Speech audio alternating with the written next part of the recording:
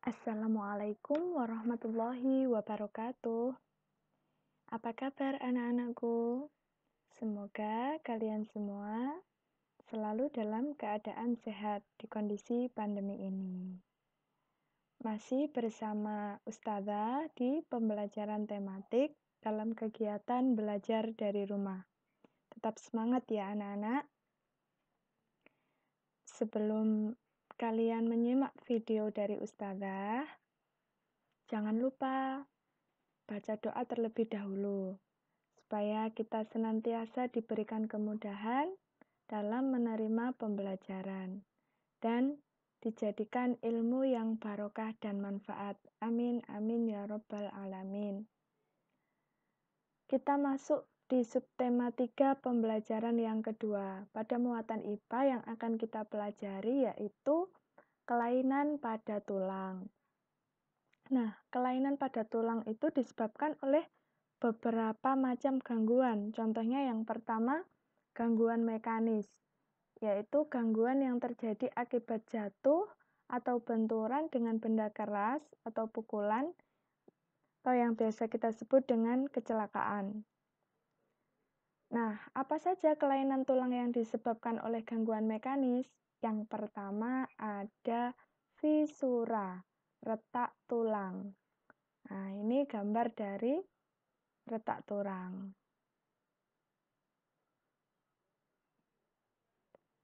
Selanjutnya ada fraktura, patah tulang.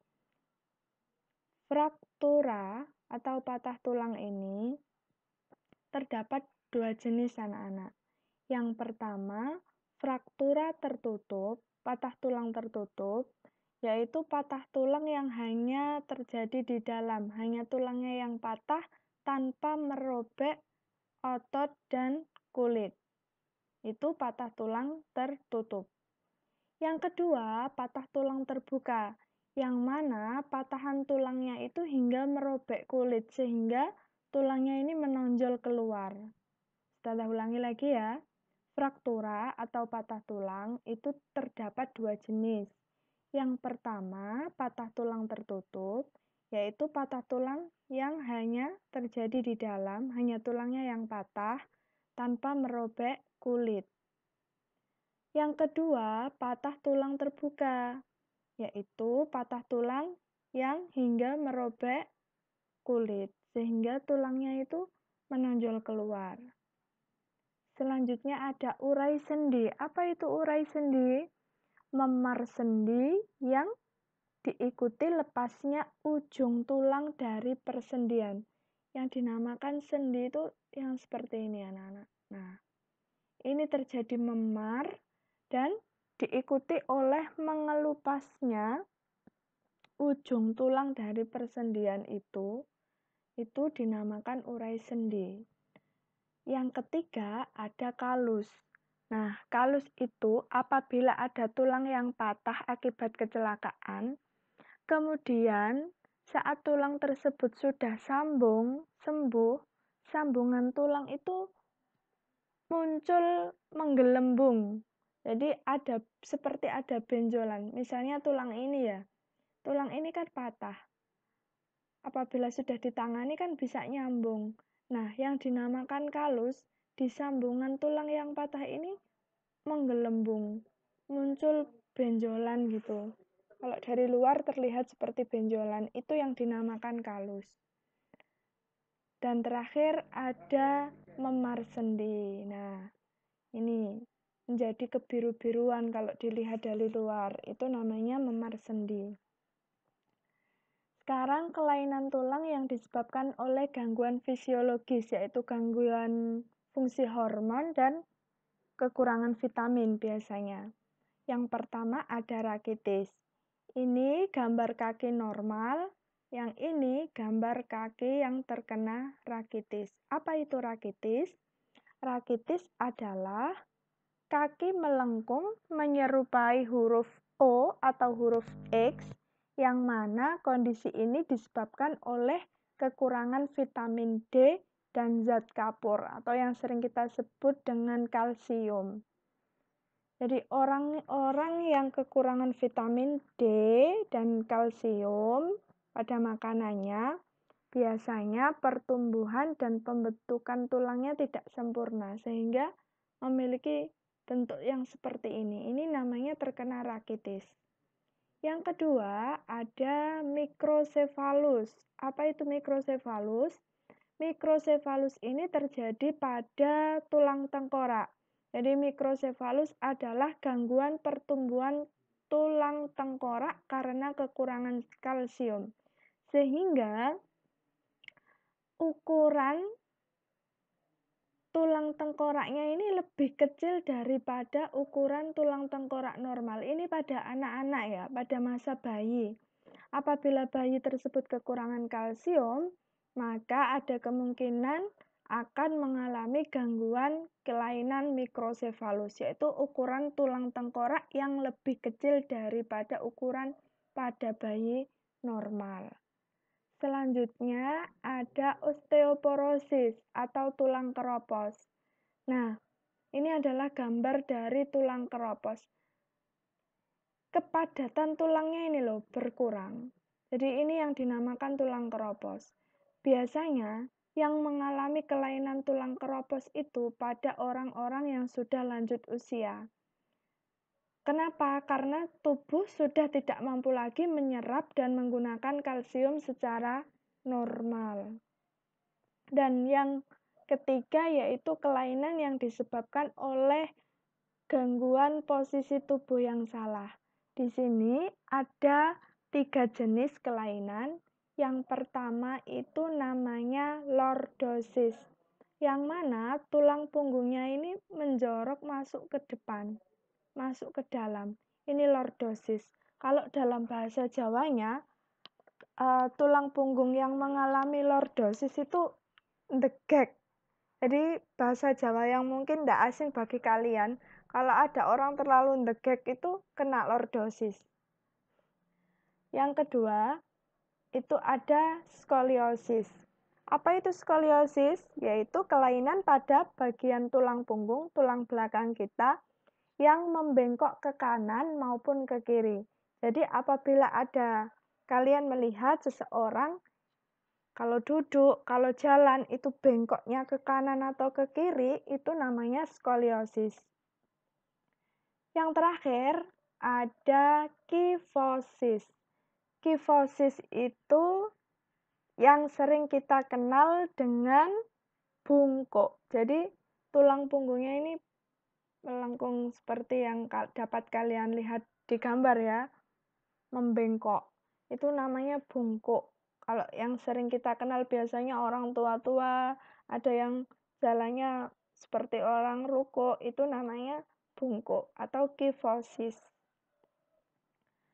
Nah, sekarang mari kita berkreasi dengan tanah liat. Membuat model sederhana kelainan bentuk tulang belakang karena kesalahan posisi duduk. Dari kita berkreasi, kita diharapkan kita itu paham bagaimana sih bentuknya tulang belakang yang mengalami kelainan lordosis, kifosis, dan skoliosis. Mari kita simak langkah kerjanya. Yang pertama, siapkan tanah liat dan air. Yang kedua, campur dan aduklah tanah liat dengan air tersebut. Yang ketiga, remas atau injak tanah liat yang sudah tercampur air dan pastikan sampai lengket. Jangan sampai encer atau masih terlalu kasar. Kemudian bentuklah sesuai model. Ada model lordosis, ada model skoliosis, ada model kifosis. Dan perlu kalian ingat, dalam membuat modelnya jangan terlalu besar ya. Nanti akan lebih membutuhkan bahan yang banyak. Cukup yang sedang saja dan jangan yang terlalu kecil. Sesuaikan dengan kemampuan dan ketersediaan bahannya. Yang keempat, setelah terbentuk sesuai model, keringkan dengan cara mengangin-anginkan. Jangan langsung di bawah terik matahari. Kenapa? Karena kalau kalian mengeringkan langsung di bawah terik matahari itu akan menyebabkan keretakan.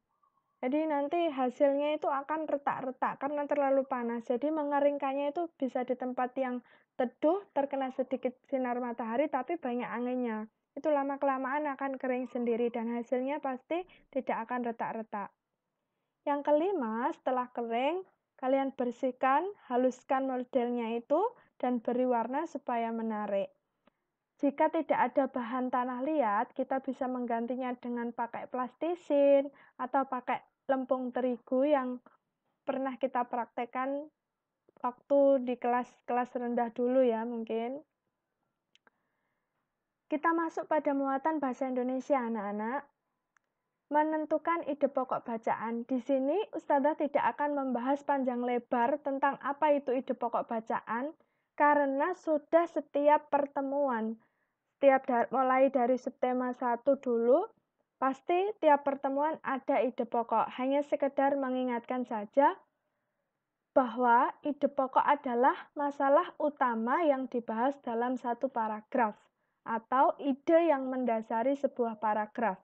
Jadi dalam sebuah bacaan, setiap paragrafnya itu pasti mengandung satu ide pokok, yaitu satu kalimat yang bersifat umum, yang perlu dijelaskan dengan kalimat pengembang yang bersifat lebih khusus. Contohnya, pada bacaan, posisi dan sikap duduk yang benar dan sehat. Ustazah coba baca di paragraf pertama. Kadang saya merasa heran dengan Pak John, yang sering mengeluh punggungnya nyeri dan pegal. Padahal, setahu saya, Pak John tidak pernah bekerja berat. Jabatan di kantornya pun cukup tinggi sebagai manajer pemasaran. Pak John sering menghabiskan waktu kerjanya dengan duduk. Nah, anak-anak, ide pokok itu biasanya ada di awal kalimat, di awal paragraf kalimat pertama, di tengah paragraf maupun di akhir paragraf. Namun, kasus yang sering kita temui di pembelajaran di SD itu kebanyakan ide pokoknya itu ada di awal paragraf atau yang disebut dengan paragraf deduktif. Kalau yang di akhir paragraf, masih ingat Ustazah kemarin menjelaskan, ide pokok yang di akhir paragraf biasanya ditandai dengan kata jadi atau kata demikian, dengan demikian. Kita lihat di akhir tidak ada kata jadi, tidak ada kata demikian, tidak ada kata dengan demikian. Dan kalimat yang paling akhir, Pak John sering menghabiskan waktu kerjanya dengan duduk, ini lebih bersifat khusus. Jadi, ide pokoknya ada di awal kalimat. Kadang saya merasa heran dengan Pak John yang sering mengeluh punggungnya nyeri dan pegal. Ini adalah ide pokok dari paragraf yang pertama. Nah, sebelum menentukan ide pokok, kalian harus membaca keseluruhan paragraf dengan intensif. Ya, semuanya harus dibaca. Kemudian kalian tentukan di mana ide pokoknya. Bacaan ini ada berapa paragraf? 1, 2, 3, 4, 5, 6,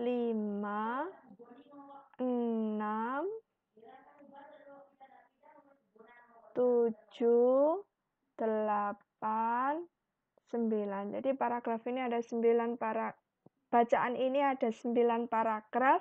Kalian harus membacanya dengan teliti dan mencari ide pokoknya di setiap paragrafnya. Masuk ke muatan SPDP anak-anak, kita akan belajar membuat komik. Nah, apa itu komik?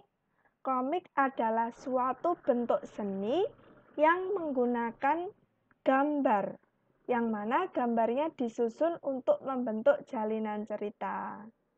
Ini contohnya dari bacaan yang berjudul Posisi Duduk yang Baik dan Benar dapat dijadikan komik. Ini ada gambarnya, paragraf pertama contohnya. Kadang saya merasa heran dengan Pak John yang sering mengeluh punggungnya nyeri dan pegal. Nah, gambarnya itu disesuaikan dengan isi cerita atau isi paragrafnya. Yang kedua, pada suatu sore Pak John mengeluh lagi tentang sakitnya. Bu Catherine, kenapa ya punggung saya sering pegal dan nyeri? Nah, ini ada Pak John, yang ini ada Bu Catherine. Jadi, gambarnya itu mewakili dari isi bacaannya. Di sini yang ketiga, berbagai posisi tubuh yang tidak tepat dapat mengakibatkan otot-otot tertentu bekerja secara berlebih. Misalnya, saat duduk menulis, bekerja di depan komputer dengan posisi yang tidak tepat, kebiasaan menelpon dengan menjepit telepon di antara kuping dan bahu.